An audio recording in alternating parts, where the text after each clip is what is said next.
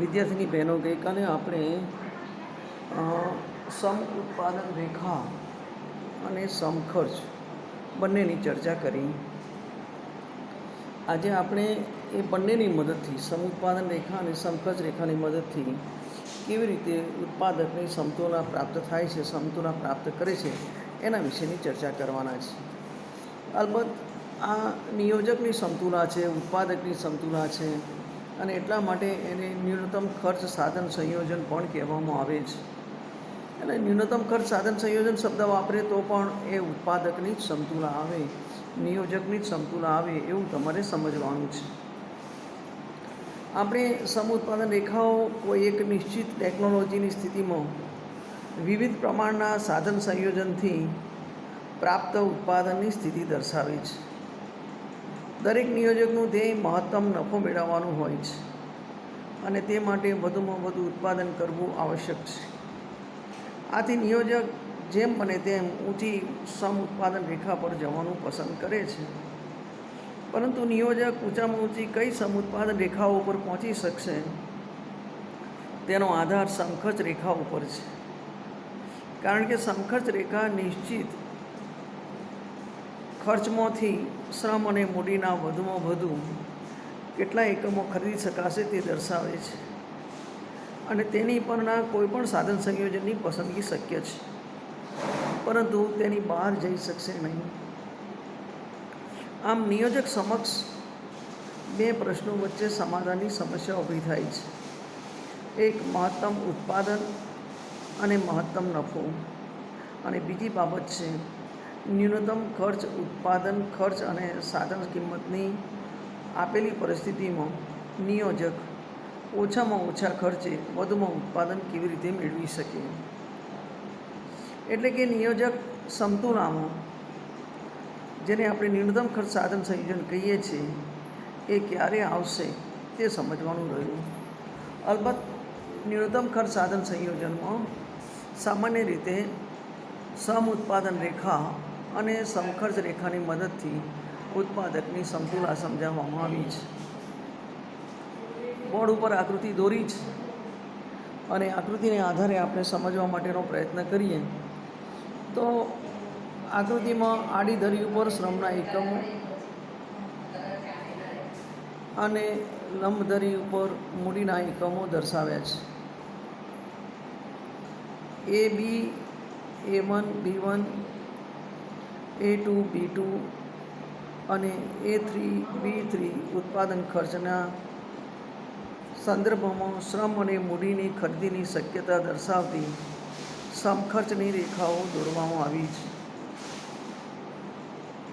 જ્યારે EPC એ સમ ઉત્પાદન રેખા છે. પી બિંદુએ સમ ઉત્પાદન રેખા અને સમખર્ચ રેખા એ બી બંને એકબીજાને સ્પર્શે છે, જે નિયોજકની સમતુલાનું બિંદુ છે. એટલે કે ન્યૂનતમ ખર્ચ સાધન સંયોજનની સ્થિતિ છે, જ્યાં નિયોજક શ્રમના OM એકમો અને મૂડીના ON એકમો ખરીદશે. સમ ઉત્પાદન રેખાની ડાબી તરફના ક્યુ અને ટી બિંદુઓ અને જમણી તરફના આર અને એસ બિંદુઓ એ સમ ઉત્પાદન રેખા પર આવેલા છે, પરંતુ A1 B1 અને A2 B2 સમખર્ચ રેખા પર આવેલા છે, જે એટલું ઉત્પાદન કરવા વધુ ખર્ચ બતાવે છે. તેથી નિયોજક આ બધા બિંદુઓ એ ઉત્પાદન કરી શકશે નહીં, કેમ કે ખર્ચ વધુ આવે છે. આમ ઉત્પાદન ખર્ચ અને સાધનોની કિંમત તથા નિયોજકની વસ્તુઓ ઉત્પાદન કરવાની પસંદગીના સંદર્ભમાં પી બિંદુ, કે જ્યારે સમ ઉત્પાદન રેખા અને સમખર્ચ રેખા એ બીનું સ્પર્શક બિંદુ છે, તે ન્યૂનતમ ખર્ચ સાધન સંયોજનની સ્થિતિ છે, અને આથી નિયોજક પી બિંદુએ જ સમતુલામાં આવે છે. પી બિંદુએ સમ ઉત્પાદન રેખા અને સમખર્ચ રેખા એકબીજાને સ્પર્શે છે, અને ગ્રાહક સમતુલામાં આવે છે. તેનું બીજું કારણ એ પણ છે કે પી બિંદુએ ટેકનિકલ સીમાંત અવેજીનો દર અને સાધનોની કિંમતોનો ગુણોત્તર સરખા થાય છે. પી સિવાયના કોઈપણ બિંદુએ આ બંને સરખા થતા નથી. દાખલા તરીકે ક્યુ બિંદુએ નિયોજક સંતુલનમાં આવશે નહીં, કારણ કે ક્યુ બિંદુએ ટેકનિકલ સીમાંત અવેજીનો દર એ સાધનની કિંમતના ગુણોત્તર કરતાં વધારે છે.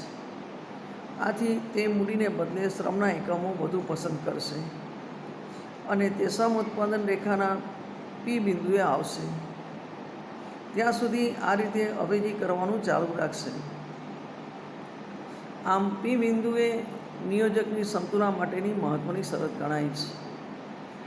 આ એટલા માટે અભ્યાસમાં ખાસ મૂક્યું છે કે ઉત્પાદકની સમતુલા એ બહુ અગત્યની બાબત છે. એક્સપાન્શનનો માર્ગ જોઈએ તો આપણે, એટલે કે ઉત્પાદન વૃદ્ધિનો માર્ગ જોઈએ તો ઉત્પાદક સાધનોની કિંમત તથા ઉત્પાદન ખર્ચના સંદર્ભમાં કેવી રીતે ન્યૂનતમ ખર્ચ સાધન સંયોજન પ્રાપ્ત કરે છે એ આપણે જોવાનો પ્રયત્ન કર્યો. સાધનોની આપેલી કિંમતના સંદર્ભમાં નિયોજક ઉત્પાદનનું કદ વિસ્તૃત બનાવી સાધન સંયોજન બદલવાનો પ્રયત્ન કરે છે. આ રીતે જ્યારે ઉત્પાદનનું કદ વિસ્તૃત બને છે ત્યારે ઉત્પાદન એકમને કદના લાભ મળે છે. અલબત્ત આ કદના લાભ મેળવવા માટે ઉત્પાદન એકમને સાધનો પાછળ હવે વધુ ખર્ચ કરવું પડે છે. જેમ શ્રમ અને મૂડી સાધનો પાછળ ઉત્પાદનનો ખર્ચ વધતું જાય છે, તેમ તેમ સમખર્ચ રેખા જમણી તરફ ઉપર ખસશે. આ કદના લાભો છે. અને કદના લાભોની અંદર ઉત્પાદક એ સ્થિર સાધનો, અસ્થિર સાધનો, બધા જ પ્રકારના સાધનોમાં લાંબે ગાળે ફેરફાર કરે ત્યારે કદના લાભો મેળવી શકાય છે. અલબત્ત એના માટે એણે ખર્ચમાં પણ વધારો કરવો પડે છે. એટલે કદના લાભો એ આખી અલગ વસ્તુ છે. અહીંયા ઉત્પાદકની સમતુલાની વાત કરીએ ત્યારે જેમ ગ્રાહકની સમતુલામાં તટસ્થ રેખા અને તક રેખાનો અભ્યાસ કર્યો હતો, એ જ પ્રમાણે ઉત્પાદકની સમતુલામાં આપણે સમ ઉત્પાદન રેખાઓ, એટલે કે સરખું ઉત્પાદન આપતી રેખાઓ, અને બીજું સમખર્ચ રેખા, એટલે કે સરખું ખર્ચ બતાવતી રેખાઓ, એ બંનેના સંયોજનથી આપણે ઉત્પાદકની સમતુલાને સમજાવી શકીએ. શરૂઆતમાં અભ્યાસ કર્યો ત્યારે આપણે એવું જોયું હતું કે ઉત્પાદક પણ મહત્તમ નફાનો ઉદ્દેશ રાખે છે અને એને કારણે એ ઊંચીને ઊંચી સમ ઉત્પાદન રેખાઓ પર જવાનો પ્રયાસ કરશે. પણ ઊંચીને ઊંચી સમ ઉત્પાદન રેખાઓ પર ઉત્પાદક જઈ શકશે નહીં, કારણ કે તેટલું ખર્ચ કરવાની ત્રેવડ તેની પાસે નથી. એ ઉત્પાદક ન્યૂનતમ ખર્ચ સાધન સંયોજનની સ્થિતિ ક્યારે અપનાવી શકીએ કે જ્યારે એ એની પાસે રહેલા ખર્ચના સાધનો, એની પાસે રહેલા ખર્ચની શક્તિ અને સમઉત્પાદન રેખા એકબીજાને સ્પર્શે છે, ત્યાં ઉત્પાદન સમતુલામાં આવે છે. એટલે કે આ સ્થિતિ એક એવી છે કે જ્યાં ઉત્પાદક ન્યૂનતમ ખર્ચ સાધન સંયોજન કરી શકે છે. આપણે આની પહેલાં પણ બે બાબતોનો અભ્યાસ કર્યો હતો કે ઉત્પાદક મહત્તમ નફો બે રીતે મેળવી શકે છે. એક તો એ પોતાની પાસેના જે સાધનો છે એ સાધનોનો ન્યૂનતમ ખર્ચ કરીને, અને બીજી બાબત છે કે એ ઉત્પાદનમાં વધારો કરીને. એટલે ન્યૂનતમ ખર્ચ સાધન સંયોજન એ ઉત્પાદકની સમતુલાનું બીજું પાસું છે. ઓછામાં ઓછા ખર્ચે ઉત્પાદક સમતુલા પ્રાપ્ત કરે એ માટે એ ઉત્પાદનના સાધનોને એવી રીતે ગોઠવવાનો પ્રયત્ન કરશે કે જેથી કરીને તેને મહત્તમ નફો પ્રાપ્ત થાય. એટલે સમખર્ચ રેખા એ ઉત્પાદકની ખર્ચ કરવાની શક્તિ બતાવે છે. સમ ઉત્પાદન રેખા એ વધુમાં વધુ મહત્તમ નફો મેળવવા માટે ઉત્પાદક ઊંચામાં ઊંચી સમ ઉત્પાદન રેખાઓ પર જવાનું પસંદ કરે છે તે બતાવે છે. બહુ સ્વાભાવિક છે કે દરેક ઉત્પાદક મહત્તમ નફો પ્રાપ્ત કરવા માટેનો પ્રયત્ન કરી, પણ એ મહત્તમ નફો ત્યારે જ મળે કે જ્યારે એના ખર્ચ અને સમ ઉત્પાદન રેખા એકબીજાને સ્પર્શે છે. તે બિંદુએ જ એ મહત્તમ નફો પ્રાપ્ત કરી શકે. આપણે અહીંયા એ પી બિંદુ દર્શાવ્યું છે અને પી બિંદુએ એ મહત્તમ નફો પ્રાપ્ત કરી શકે છે. મતલબ કે એ પી બિંદુએ મૂડીના ON જેટલા એકમો અને શ્રમના OM જેટલા એકમો એ લઈને ન્યૂનતમ ખર્ચ સાધન સંયોજનની સ્થિતિ પેદા કરી શકે છે.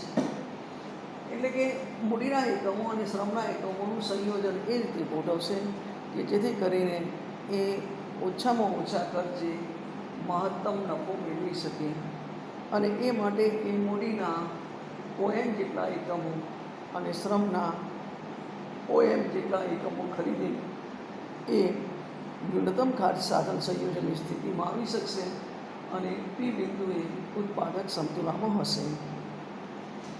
એટલે આની અંદર જે આપણે અભ્યાસ કર્યો એમાં સમ ઉત્પાદન રેખાનો ખ્યાલ, એનો અર્થ, સમ ઉત્પાદન રેખાના લક્ષણો અને છેલ્લે ઉત્પાદકની સમતુલા, એના વિશે આપણે અભ્યાસ કર્યો.